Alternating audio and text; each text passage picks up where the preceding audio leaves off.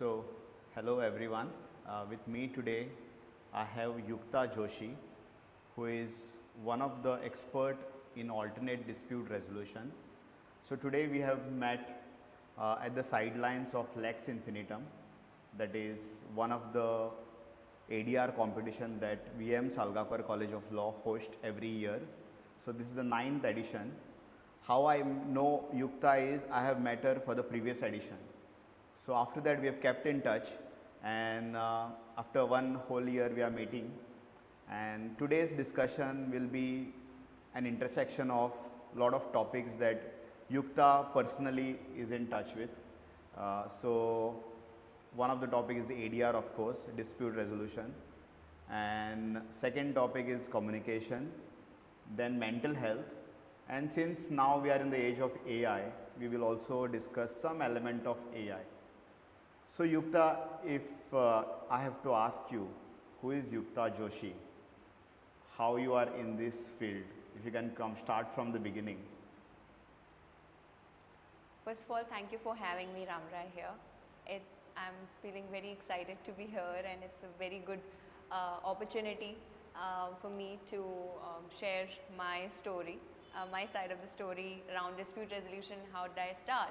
But starting from the first question, who is Yukta Joshi? I think anyone has never asked. No one has actually asked this question, but I would say Yukta is a powerhouse of emotions and filled with a lot of feelings, energy, which is yet to be expressed because I feel very energetic when I express my emotions. And here my journey starts when I talk about mental health, when I talk about emotional intelligence, when I talk about communications. How do you express your emotions in the correct way or in the right way so that it is rightly perceived?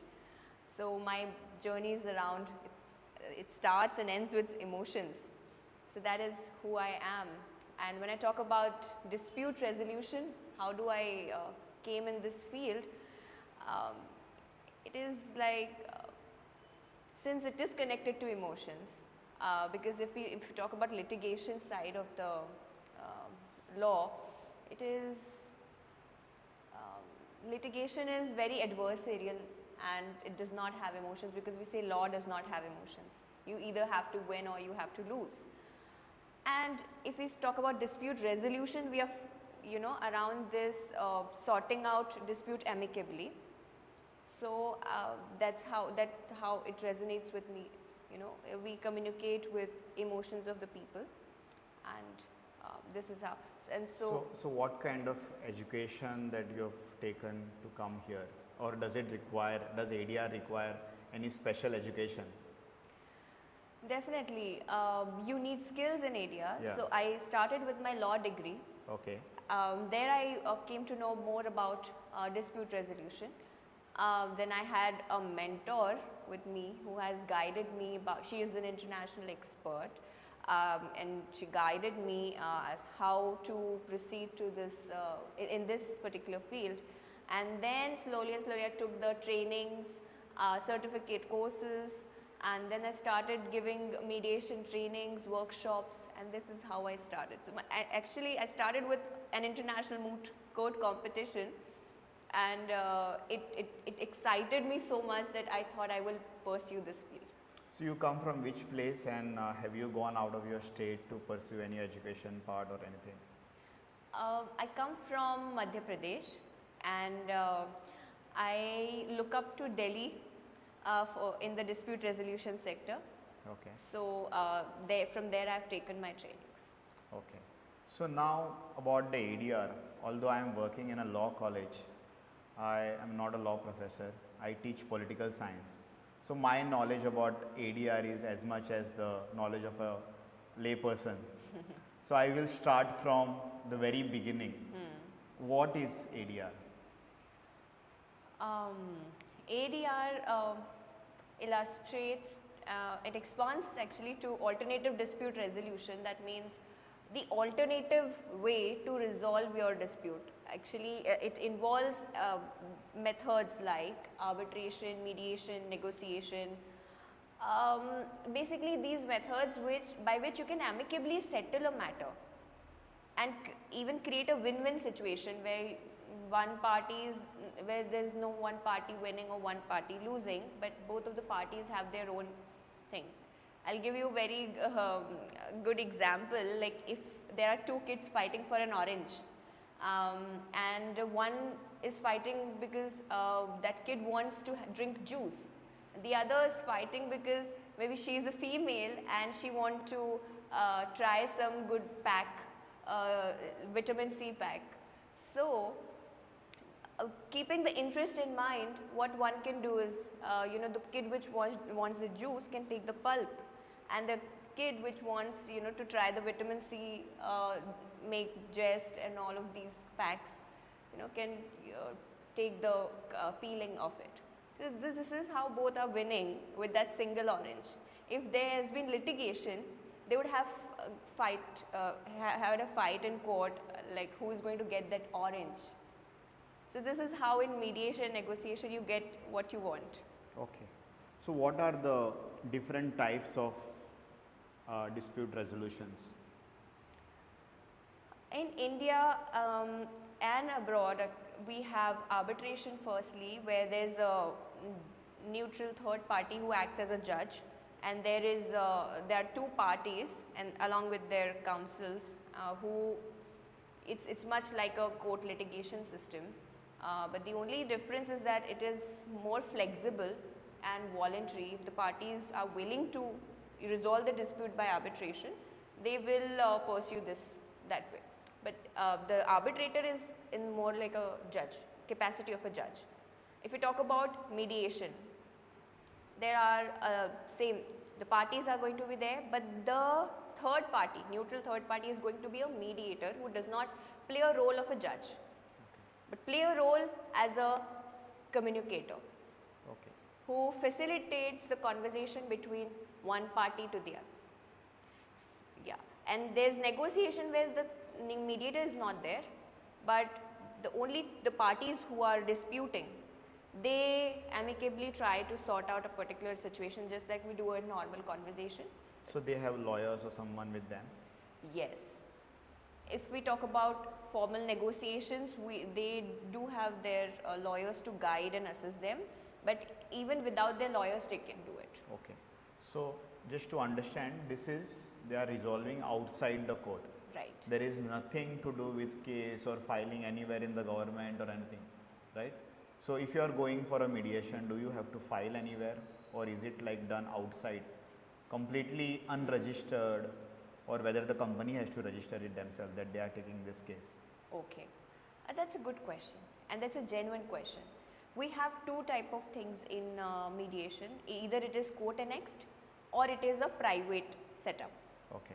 So if there's a agreement between the parties that in case of any kind of disputes, they will go to mediation to settle their matter. So if they've not mentioned a particular institution, then they can do a private thing also. And even when the dispute arises later on also, they can decide either to go private or to go court mediation. So if it is a court annexed mediation, then you prefer an application before the court referring the matter and your request that you want to settle the matter through mediation. I'll give you one example of the case which I was dealing. It was an IPR related matter. There was a claim of huge amount. It was a trademark infringement matter, and if you know, there's a requirement under section 12A of the Commercial Courts Act, where they say pre-institution litigation is compulsory before you institute a suit in a commercial court.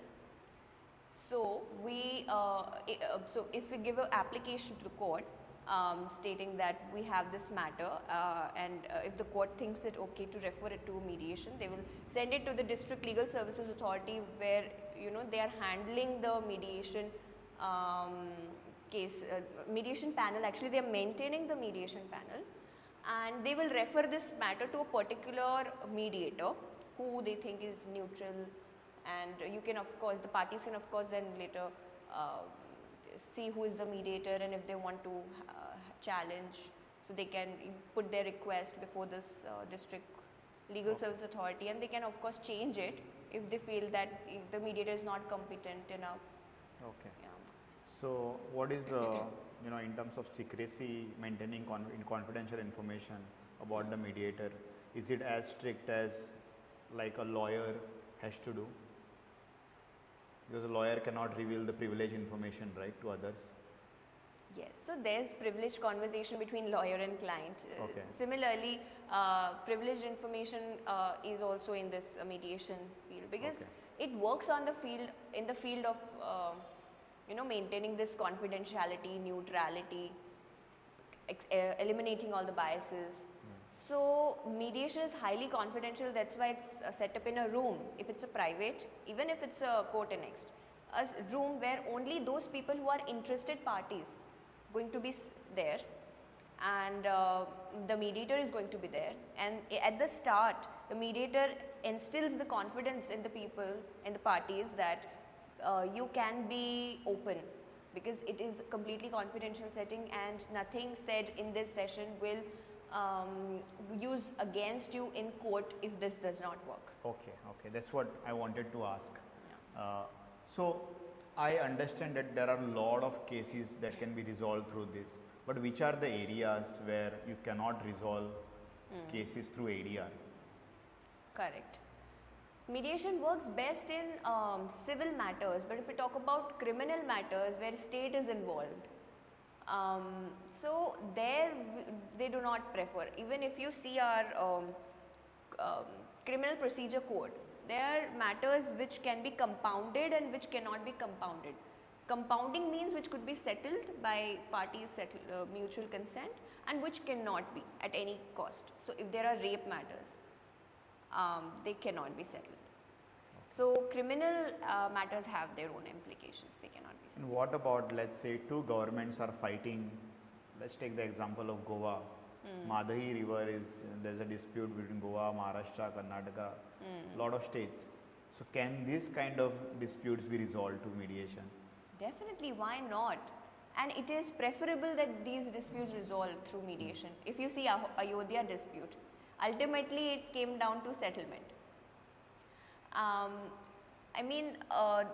Actually what happened in this is, of course there was court involved, but there were sittings of religious people who tried to settle this matter. So there was some aspect of settlement in this matter. If I talk about between different countries also, there are bilateral treaties and disputes around investment. So this is one thing called investment mediation. So there these different countries who have the bilateral treaties with different countries, they sit together on dispute, and they have got their authority card that okay, we are the representatives of this particular country, and we've got the authority from our country to represent on our country's behalf in this particular mediation. When I was a child, my family always blamed me that I was a naughty child who always created conflicts. But now that you have experience about ADR, can you refresh your memory? Anything, any incident in your childhood or maybe in your school, colleges where without the knowledge of a formal knowledge of ADR, you have done this kind of a thing? Settled issues outside going to the formal complaint to a teacher or a parent? Right, right. So I remember one incident with my best friend. Okay. She used to be very shy to, tell what she want, to demand what she want.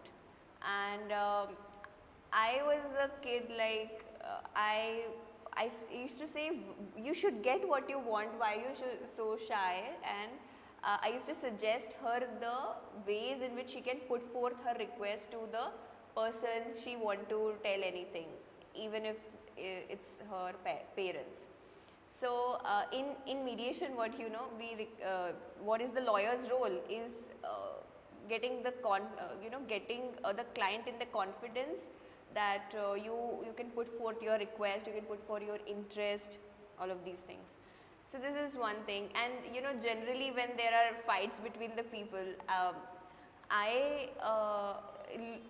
people have time and again taken my advice, like what could they do in a particular situation. So I feel that's how in my interest grew in this particular field of like advising people. I completely enjoy it. So these kinds of instances I do remember. There are a lot of people, I see that their hobbies are completely different to what their profession is. Unlike mine, because I am more interested in political science, that is what I follow regularly. That Right. is what gives me pleasure, you can say, on a daily basis. So my hobbies are very much aligned to my profession. How about you? Is it the same? Are your hobbies also is something that helps you in the ADR? Um, well, my hobbies are pretty much different from Okay. my legal field. Okay. I produce voiceovers, um, as in I give my voice to business projects, to different organizations apart from my legal field. But I have used some part of my hobby in my main profession, as in when the institutions approach me that they want to conduct a mock mediation video and they want to upload it on YouTube. So I have done a few projects where I have given my voice to those role plays. In fact, there are narrations where we narrate the dispute what has happened, and then there is a mock mediation happening on a particular dispute. So this way I have used my skill uh, in my legal field as well. If I can ask you another question around that, you spoke about you give your voice to a lot of business projects, video projects, I presume, right? Yeah. So, what is the importance of, because every mediator or an advocate is like an entrepreneur, right? If I am not wrong, because you are starting on your own, there is no support given to you by someone else. You are every day risking, right? There are a lot of risk that you have to go. And another thing that you have to do is you have to constantly market yourself. So what is the how do you approach it, or how can you market yourself on social media using these videos, because videos has become such a new platform. It Correct. does catches, because this was told to me by recently one of my friend who is a experiential training kind of a facilitator. So he was saying, it's a couple, so they were saying, before we used to do a lot of programs and we would never publicize it.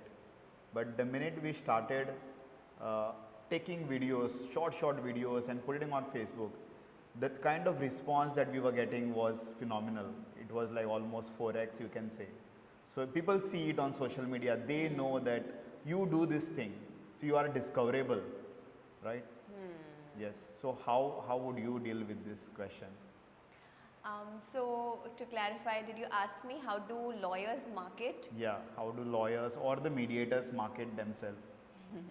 So we have social media platforms. The most professional is LinkedIn, Okay. where I'm most active. Instagram I use for my other activities, like I also give life related hacks, Okay. life improvement skills which are connected to more mental health and my life lessons. It's just a portal or page I've created to share my life learnings with everyone. So that's not legal as of now, but for my legal, I have LinkedIn and also YouTube. Okay. So we can generate content around our field. For example, if my field is dispute resolution, so every day I would see how I could add value to my community, how I can produce small snippets and talk about recent happenings, talk about recent rulings in the court, and below it I can just give my website link to explore more, Okay. or maybe some additional links. So I am a person sitting in Goa, uh, someone who has no idea that ADR is there, or maybe he knows that there are some cases that can be settled outside the court, but that person doesn't know that it's called an ADR. So how do these people find people like you? Where do we go? Where do we find you? Right, so if you talk about accessing, Yeah. it is definitely through such kind of competitions where I can interact with people and let them know about what ADR is, and for further queries they can connect with me and to grow themselves, they can join me in the line, and we are together going towards a higher purpose of educating people about ADR. So this, like taking training, seminars, podcasts like this, when people are going to see that, it creates a lot of interest, impact. So I feel these are some things. No, but another thing is a general person will not be coming across this kind of platform. Let's say, Correct. like, if I want an advocate, I know where to go. But if I want a mediator, where do I go? Exactly. So see, what happens is you have this option of Googling mediators, and those mediators who have an online presence will show up. In fact, there are some institutions like arbitration and mediation centers which empanels these arbitrators, mediators along with them. So if there's a dispute, you can definitely search out for some mediation centers, and even if you are not knowing mediation centers, you can always reach out to the district legal services authorities or a legal aid unit, which can connect you with relevant people to settle your matter in an amicable way. Okay. And how do we connect AI with ADR, artificial intelligence? That is like the new thing right now. So have you been dealing with this kind of question? Because I'm sure in every field it has penetrated. Right, a lot. In this age of AI, I feel for lawyers it has come like a boom, it's like a boon really, because if you see ChatGPT, if you see platforms like even Instagram and all the social media works on the same concept of AI.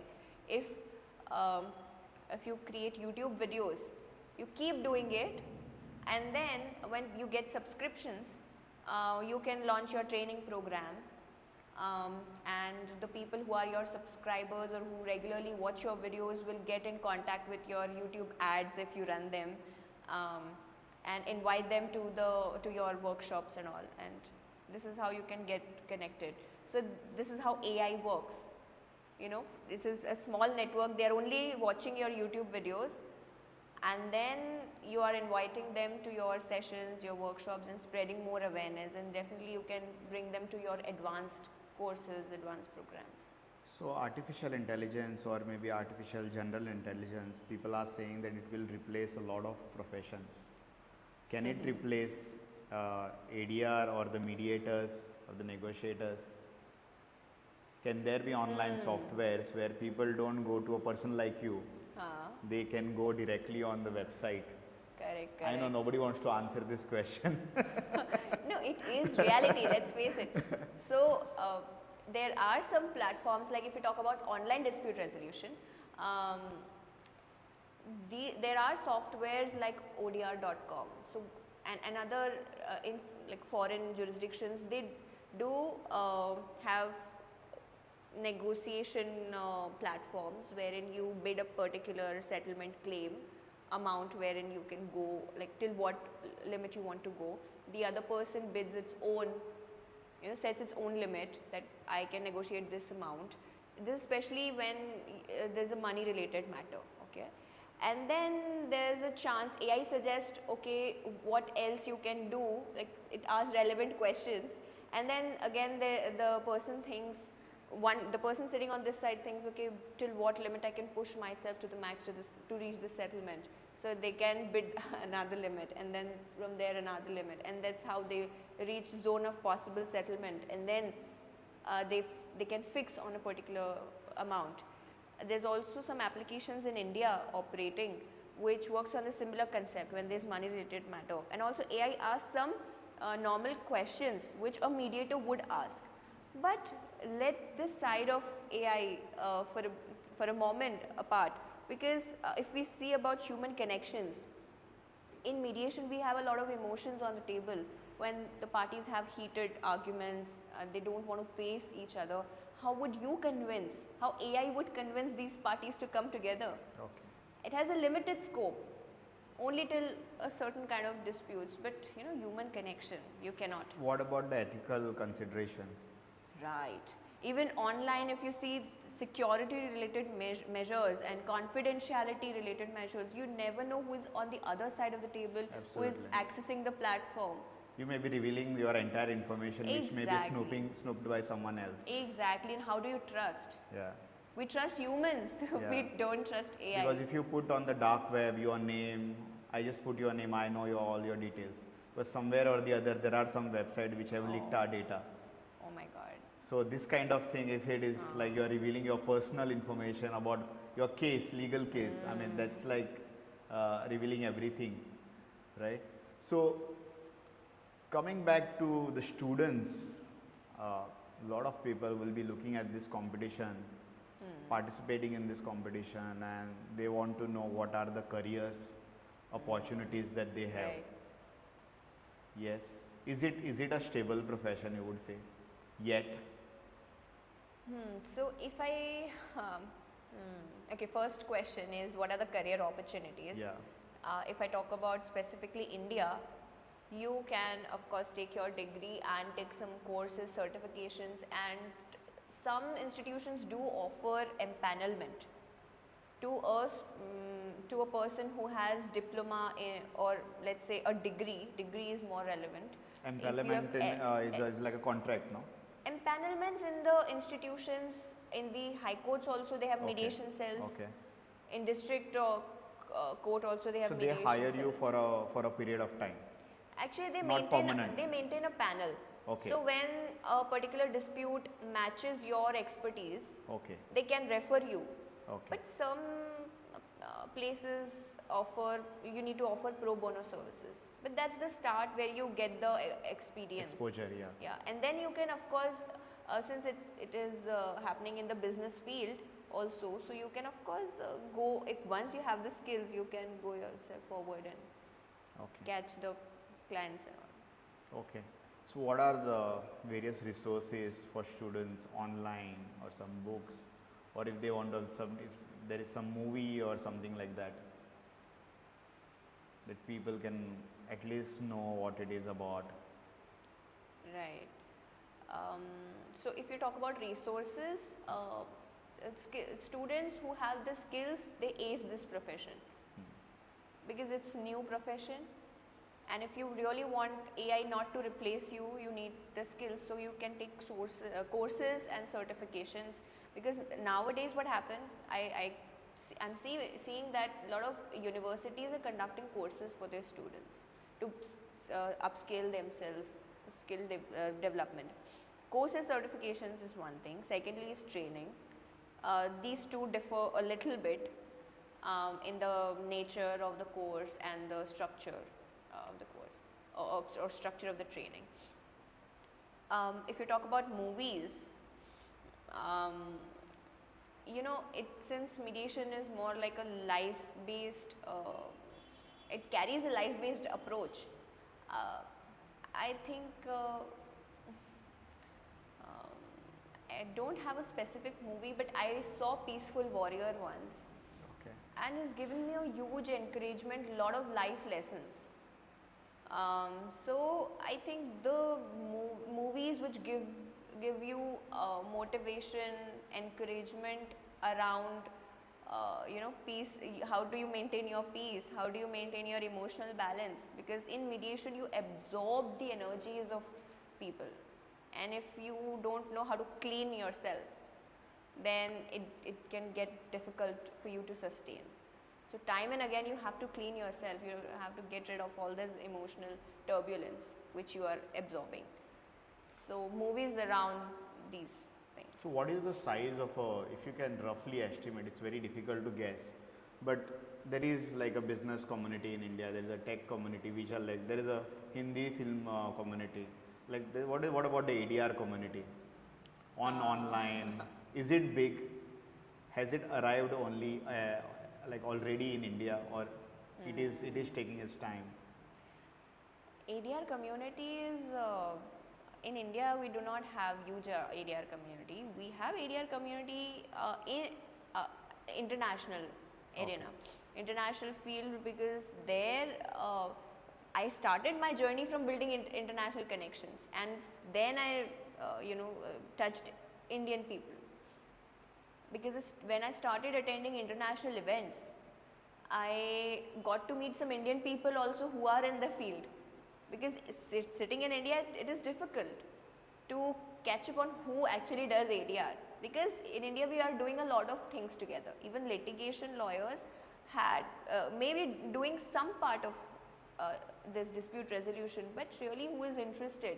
If you generally ask, they would say, but what is the essence? Are they really doing it? So yes, the community is small as of now, but I think it is growing. It is going to grow, because I hear from a lot of law students that they are interested into ADR and they completely enjoy these kind of courses and trainings. So I feel it has good potential to expand in the future. So one of your session for the Lex Infinitum this time was on communication. So how can you mix these two aspect, ADR and communication? What is the role of communication in ADR? I see it has a huge role. Communication has a huge role in ADR. If we talk specifically about negotiation and mediation, because arbitration goes on like litigation side, little bit of litigation side, because procedures are around almost the same.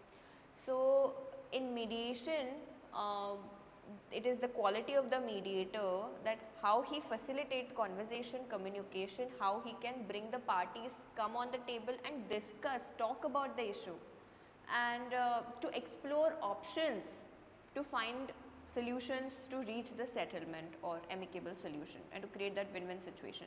So mediator has also the liberty to have a private session with one of the parties when he feels or when she feels that it's getting so much turbulent, they are not able to match the frequency of each other, and when they are poles apart from reaching their settlement. So mediator tries, gives an attempt to take that particular party in a separate session and just talk about it. What is concerning you, and what are your interests, and what you want from this session, and then they can come out more open, with an open mindset. So if it is a bad mediator, they would not be able to communicate effectively. And communication involves active listening plus use of body language, showing empathy towards the party. And if it's an online setting, then of course good knowledge of technology and how to communicate through the technology that comes. For a normal person, because you said that you give some life hack also, what are the easiest ways? Like for me, I want to improve my communication skill. Which are the easiest way without taking much stress about it, without doing some very rigorous course? How do I improve my communication? Everyone wants the life hacks. So I'll give you one example, a recent incident that happened. I had this person in front of me, and I could sense he had some discomfort. Like he was breathing heavily, and I could generally sense the energy that he is not comfortable, and something has happened. And I asked this person, what happened? What happened to you? So he said, nothing. And he was like, he wanted to tell me that there's nothing, but it was so obvious. I could see that. So I came towards that person, and I leaned forward, and I just smiled, because I know that person's feeling little bit uncomfortable. I smiled. I showed open body language, that I'm open to hear what you are saying. Maybe we could slightly touch a certain area, like if you could touch the hand a little bit, just to it communicates ease. Just that person is okay, feels okay in our company. And then I did not ask this question again, that what happened. I just did it for a minute, not even a minute, like 45 seconds. And this person just looked down, and then this person looked up, and he told everything to me. Okay. So the only thing I observed is that he was not feeling comfortable. and the way I showed my body language, I did little things around, and the person opened up. This is how I gained the trust of the people. So it is not just about your verbal, it is also sometimes non-verbal. I'll tell you something very interesting. You know, in the knowledge section also, I told some numbers around verbal and non-verbal communication, and the students were shocked. How does this work? If I tell you that out of the verbal and non-verbal communication, there is only 7% which is involved in verbal communication. Verbal communication impacts only 7%, and the rest is non-verbal. And if you say non-verbal, there's also different categories. So non-verbal means body language and use of empathy, you know, just showing gestures and all. So they are further divided as in the tone in which you speak, that also comes in non-verbal. So around 38% is your tone, the way in which you say, and 55% is around the body language which you show. You want to have water? Thank you. Such kind of I have gesture. been speaking a lot. I think I'm already learning some lessons through this.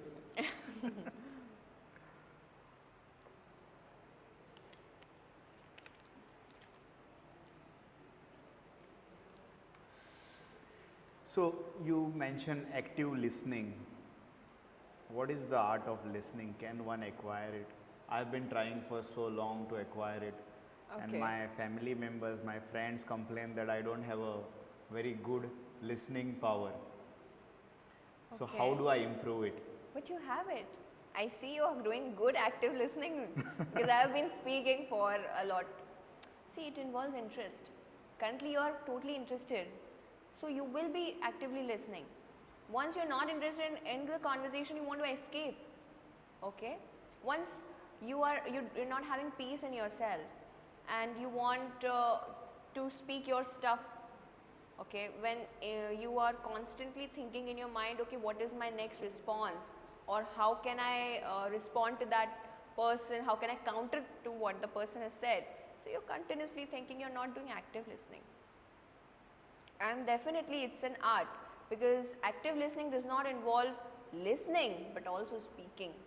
And how is it? And you know, in the knowledge session, when I told the students about it also involves speaking, and they were like shocked. How listening and speaking go hand in hand? They were confused. And then I told them that listening, I told them the difference between hearing and listening. Hearing is becoming aware of what is said, and listening is truly understanding and again seeking clarification from what you've heard. So that where speaking connects. So for example, if you have asked me a question, I can listen until you tell me the question, and I can then seek a clarification. Okay, do you mean this? And I can, you know, just like you're doing, nodding your head. This is active listening. This shows me active listening. But if you're in the middle of you saying, okay, right, use some kind of filler words like these, this includes the active listening part. Okay. Yeah. So can technology or AI can help anyone for their communication? There are a lot of aspects to communication, but it's a very interpersonal skill, I think. AI can help you with building connections, with getting you the answers to your questions. But I feel developing communication is something you have to do by your own. It's a skill you need to learn. Of course, you can take the help and assistance of AI to get some communication courses or some trainings, or it can, you know, if you can see YouTube videos or whatever it is out on the internet, but ultimately it is outside. Communication should come from inside. So is this something that you have recently developed, or it has come naturally to you since your childhood? Because some of my cousins, one of my cousin, a 10-year-old, he speaks beautifully. His responses are always witty, something that I wouldn't think of myself. So it comes very naturally to him. but to a lot of people it doesn't come. So can this skill be attained? Can you develop this? Yeah, definitely. We can achieve every such, we can achieve good targets in such skills. There are numerous interpersonal skills, and these are called soft skills. You can, of course, develop it. That's why there are so many courses and trainings on this. So, on your first question, whether I developed it naturally or I developed it over the course of the time recently. So, yes, I was not an effective communicator. I felt when there's a communication, I would be blank.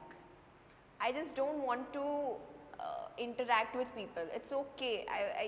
It was okay for me to not speak.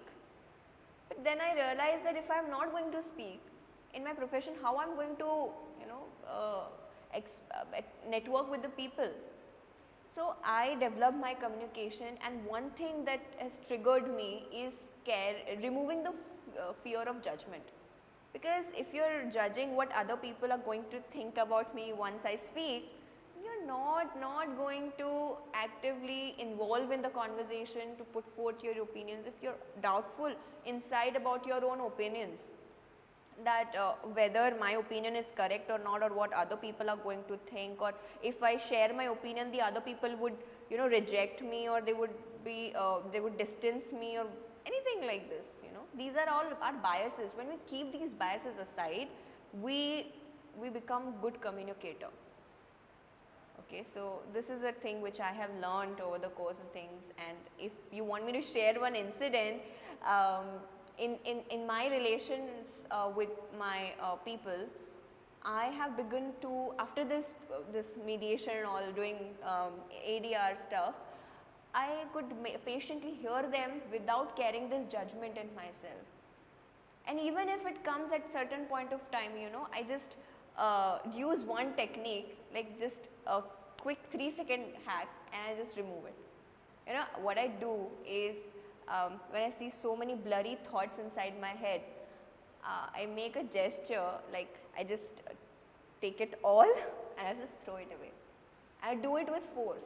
I just take it, everything, and I just throw it away. This is a very beautiful psychological hack. And I instantly get into the conversation, get ahead. And now, a lot of times we cannot do this in front of people. So what I can do is just close my eyes for 3 seconds, just do it mentally. I wanted to ask you, are you like this, so formal and so professional even with your friends after doing this ADR mediation, or there is another side of you that comes out with your friends or with your family? Now I have begun to be more energetic. Of course, I was energetic before also, but there's a certain different aspect which has come from this ADR field. It has literally evolved me as a person. But if you're talking about friends and family, I find very ease, and I can, I just Because I am completely different okay. Animal with my friends. Yeah. Not like this otherwise, because I believe, There's a different side of us. yeah, because with nobody friends wants and- it, but there are certain unconventional rules, you can say, that way of behaving. We don't have to worry about what Yeah, people will think. That's what I mean. I Right. usually don't worry about, but sometimes you tend to be in a professional setup. You have to maintain your. There are some ethics and yes, morals. not just ethics. I'm saying, but there are certain way of behavior you have to put out in a professional to setting. seem professional. Yeah. Exactly. So we tend to avoid bringing our own natural side. What I would say is we're not avoiding bringing our natural side, but we are choosing a different side of ours. Absolutely. We have these 2 to 3 sides of ourselves, and it's not like faking, but we're just choosing in which situation, with what side we want to show. Yeah. Yeah. I think we're just putting 2 more layers in front of us, and then yes, we are hiding certain energetic part within yeah, you. we can be energetic in Yeah. the professional setting as well, but of course you say layer is important, filter is important. We can't just, if we are kicking our friends, we can't do this professionally. And I've seen it often. People who are senior in their profession, they bring out that thing because there is no fear that other people will judge. Exactly. And that time they are more natural. You ace conversations. Yes, Right. because once you know that you are top of your game in that field, then those people bring out the more child. I mean that brings out the child in them outside. Because I've seen it Yeah, often yeah. happening. Correct. But juniors cannot do it because juniors is a constant thinking that maybe how my seniors will pursue me. Right. They want to carry an Yeah. impression Yeah, in other impression. people's mind. That's also. But the seniors don't bother too much about this That- kind of thing. That the students need to understand that nobody has so much time Yeah. to think about you. Even if they will think about you, it will be erased from their mind in some time. So how I overcome this communication, even though I will not say I am so good, but I thought I always think and in my mind that I may speak something, people will laugh, let them laugh, I don't care, right? So that has really helped me. Let people say whatever, I will do what I want to do, Right. So this podcasting and all, there's a lot of natural fear when you want to do this kind of thing, because while talking you may utter something which may not be favorable, right? But that to overcome that, you sometimes some words may not come out of your mouth and say, something may not go right when you are in front of a camera. But I think it really helps that you keep doing it, and there is at least 0.5% improvement every time that you do it. Amazing. Yes. Yeah. So, last topic is about mental health. So, which are the issues of mental health that you feel are prominently in there? I mean, now there's no taboo about the mental health. People are talking about it, but which are the issues that are like you can say main challenges of mental health with the today's generation? Exactly. There can be aspects. If we talk about relationships, if we talk about career aspects, if we talk about other situation miscellaneous, then these can be divided into like this. If I talk about relationships, I feel mental health is affected from not having efficient conversation, not having efficient communication. There is a gap because communication develops an understanding. When there is an understanding, there is acceptance, and when there is acceptance, there is no conflict. Absolutely. And no problems. Okay, so it roots back to the understanding and acceptance. So I feel again communication gets a big role here. So in relationships, if you are a good communicator, if you know how to actively listen something and someone, if you know how to show empathy, if you know how to put your needs, demands, put your boundaries. Certain times in relationship we need boundaries. So how do you put your boundaries without feeling uncomfortable or without getting the other person feel uncomfortable? So this is the first kind of thing. If the balance is disturbed, if there is no understanding, you lose balance here. And when you lose balance here, your mental health is affected. You get stress. It starts with overthinking, because if something is not going right, your mind will continuously think about it, and overthinking is generally a negative feeling. So if there is some negative information you have consumed, or if someone has said you something negative, remark or comment, and you're worried about it, so your mind does overthinking, and that creates to stress. That creates to stress and tension. If the stress and tension is high, that creates anxiety, and if anxiety is high and consistent over a period of time, it creates depression. Despite knowing all these things about mental health, communication, do you also go through this kind of issues personally? Right. So I do, because I have, but the only thing is I am aware now. A lot of people are facing these kind of situations, But the problem is that since they're not aware, they're not able to work on it, and even they don't see a problem in it. Some people And accept that there is an issue. Exactly. If nowadays, for example, now I'm aware of all these things, if there's some situation that triggers me, some situation triggers my internal fear, and I see myself overthinking on it, I use some techniques and I just sit with myself and I let it go.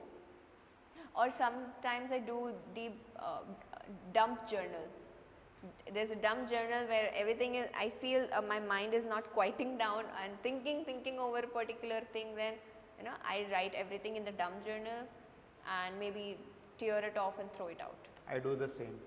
Yeah, Sometimes it works. especially I do it when I know that I have multiple things, deadlines to be completed. I just put it on my notes app on a smartphone and I realize it's not much. I'm just overthinking about it. Exactly. Yeah. It works. It does It work. works. It works like magic sometimes. Yes. Just put all the things that like in a bullet points. That's all. You look at it and you Writing. feel like it's not much. You are just overwhelmed by just keeping it in your mind. Right, writing helps. But I'm talking about if you have a mental health or emotional issue, then you dump it down in a journal, write everything you're feeling, and when you write, your mind slows down and you could yourself see what kind of stupid things you're thinking. So let's say you had a very good friend and you wanted to share that to a friend. You write it in a book, on a piece of paper. On a piece of paper or in my okay. journal. Okay. Just like the way I address my best friend or my internal self. Sometimes I have conversation with my inner child, sometimes inner self. It's the same thing. That's very good, because I can now think that when someone is telling us some story, something that they are going through, we know what is wrong, right? Even though we don't want to say it. So I think putting on a piece of paper, it would help. Right? You may get that same feedback that you may not get otherwise within yourself. I mean, when other person tells you, you get that what is wrong. You can diagnose. You can witness the situation. Yeah, from exactly. Stepping ahead, Yeah. leaning back. From a third person. Third person, you can witness literally and Absolutely. see where you're going wrong. Writing So, helps. do you also get bored sometimes in the profession? Because I do get bored some of the times. Do you also face that? Or you are like Boredom. always 100% interested about your profession, about what you do on a daily basis? Sometimes you feel that maybe I chose the wrong profession. I honestly, I would say certain days are not good, certain days are extremely good. Okay. Because we have our mood swings sometimes, and we don't feel like working. But that's a different aspect.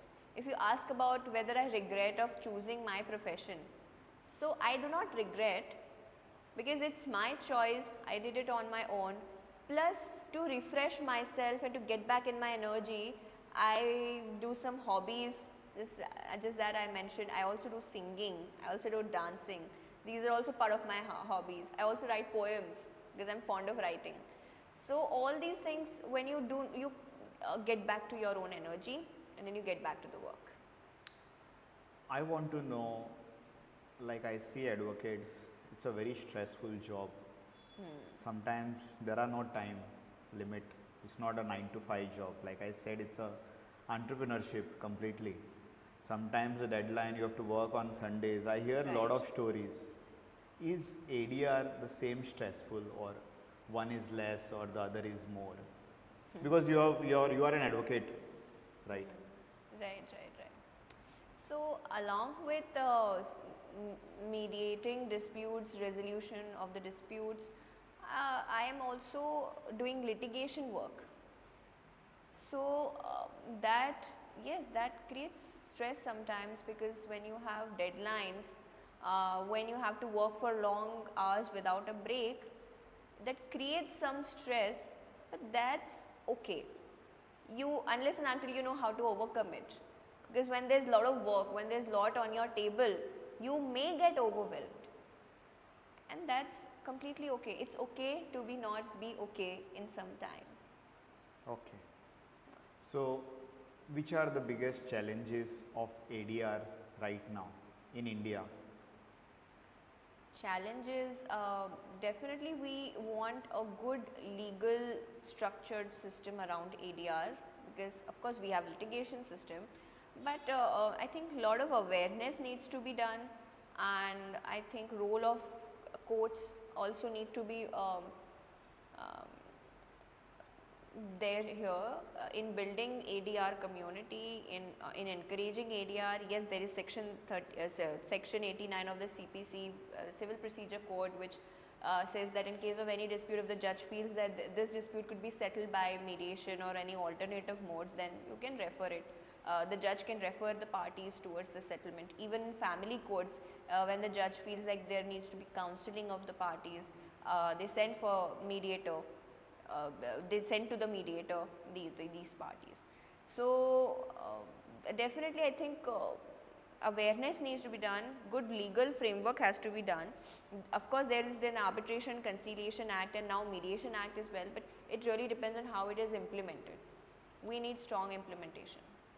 I always hear this talk of fast track courts in India being full fledged, because you know the biggest problem in the country is pending cases. I don't even think there are a lot of political problems as big, but pending cases are, sometimes people take 10 years, 20 years to resolve their cases. So do you think as a country we are moving in that direction, fast track court or give more promotion to ADR, in a sense that I don't think it has been done enough, because let's say if I was not working in this college, in a law college, because my profession is political science, I don't think I would have known about it. So me personally being exposed to a lot of information, me not knowing about ADR, that means there is some lack of promotion or a lot of people not knowing about it. So do you think we are moving in that direction to promote it?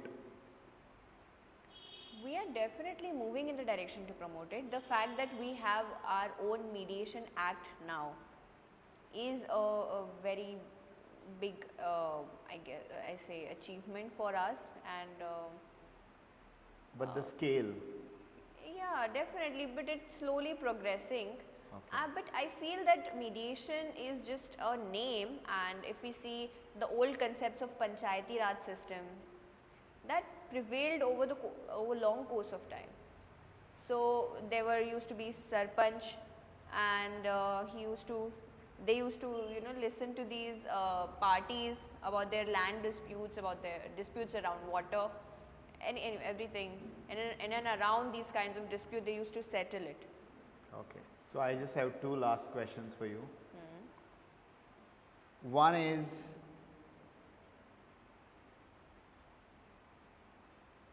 how did you find this experience of Lex Infinitum? Because you have been visiting, I think, 2 years, if I am not wrong. Yeah. How Yes. is it? What are we doing good? What are we not going good? What we can improve? You can be frank. Right. So I think at the outset it is a good initiative. I went, and Lex Infinitum has a good range of editions in the past, even before when I was a student. So it's running through the time, and So you come across this before as well? before as well, but I wanted to participate when I was a student, Okay. in my final year, I think. Okay. So I want to participate, but some things happened and I just couldn't fill up the registration form around the dates or something. I didn't get the coach. We didn't get the team as well. So, but I wanted to. But see the fact that over few years I've been invited as a judge to this competition, and I did not expect it.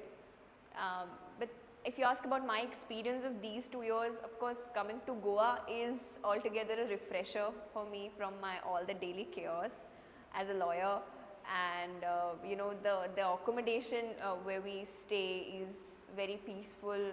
Even last year we had this accommodation, was very refreshing, peaceful, and just get us to separate ourselves from the daily world. In metro cities like Delhi, Bombay, Bangalore, etc., there's a huge chaos. So I feel experience has been good. I get to have Goan food. Of course, I am a vegetarian, but still I have some choices. You are missing out on a lot of Goan food. I am missing, I am, but I do not regret about it because I have been eating vegetarian since my childhood, and we have a strict no in our family. Okay. And I'm also missing on the alcoholic drinks, but I don't drink. Okay. So that's not a regret at all. You come to Goa then for the nature. I am a nature lover. And the climate? It is beautiful. Last year This time around it's always good. Last time I came in Feb, Fab. so it was also good. Yeah. And even this time, in January, usually there's cold. If we go back to our states in the north side and even in the middle India, the weather is quite chilled. But here I can, rush without sweaters. It's moderate. It's moderate. Yeah. And it's very relaxing atmosphere. So any closing thoughts about how this podcast experience has been for you? Did you think I would ask certain questions? Like certain questions I asked, which I don't think were conventional questions. So overall experience of this podcast. Right. This podcast has instilled a good feeling inside me. I love the genuine conversation that we had. It was not at all pre-planned. Yeah. Not at all. And every answer to the question was from my heart. You asked very instilling questions like, who is Yukta Joshi? And nobody has asked me this question as like I mentioned in the initial conversation. This is very unconventional and it talks around mental health. I feel we have had a good discussion and some hacks, tools which you asked about me, which I share on my Instagram page, which is Inspiration with Yukta. So you've asked those questions, addressed it, and I'm happy and thankful that you did it because in such kind of competitions we don't address such kind of questions. So overall my experience was great. I'm feeling energized, feeling more activated because these topics really resonates with me and you have hit it. I'm glad that I've also learned a lot of things from you. So pleasure talking to you. Maybe next time probably we'll do another podcast for the next edition if you come. I would love to. Yes, Yeah. yes. Pleasure talking to you. Thank you so much. Yes.